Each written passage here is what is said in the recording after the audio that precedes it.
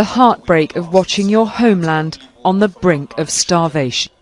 You're watching and your people suffering so much, and there's not much you can do. It's horrible. The UK is one of the big donors of support to Somaliland. Is it enough?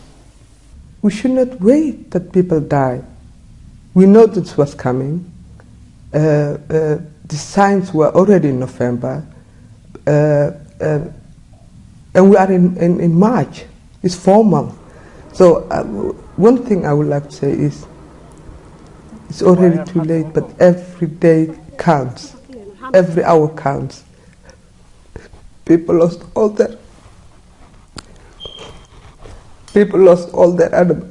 animals. Now people are starting to die.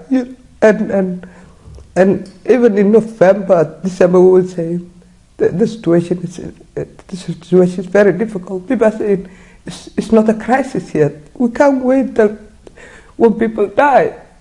Do you think people realise how bad the situation is from what you've learned on the ground? No, nothing near. You don't want to imagine how the community is ever going to survive or recover from this, because they lost all their livelihood. It's not only emergency now, but we need also plans for how they there's nothing to go back to. Somaliland went through this crisis just a few years ago, where there was drought and people were suffering dreadfully. How can it happen again? Normally you would have drought and you will recover, but there's no time to recover. It's just continuing. It's just continuing. 3 years. Actually, why people often die is the long distance people walk and then they arrive somewhere and there's nothing.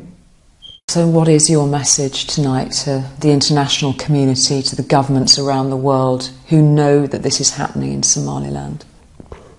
Please help if you can. Every bit helps. Every life matters. And we hope they will survive.